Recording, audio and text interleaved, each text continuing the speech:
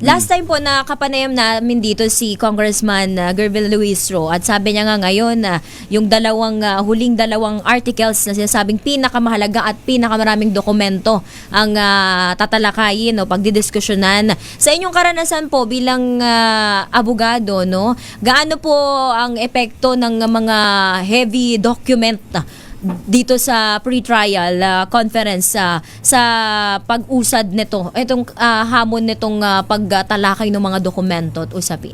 Well, yan Tina, hindi naman yan sa dami ng dokumento. Kahit na gano'ng dami ng document at hindi naman masyadong material or relevant, baka mabaliwala lang. Siguro dapat, with due respect sa kanila, pipiliin na lamang yung pinakamatitinding mga dokumento. Hindi na yung paramihan. Kasi lalo lamang magtatagal yan sa mga lawyers, ang hinahanap lang naman, sa mga judges, ang hinahanap naman nila, yung talagang material evidence.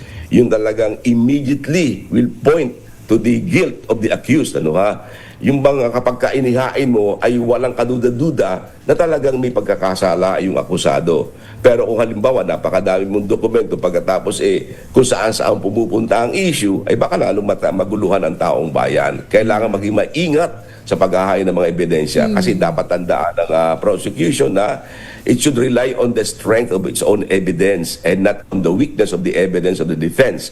Dapat mananalig sila sa lakas ng kanilang ebidensya at hindi sa hina ng ebidensya ng kanilang kalaban.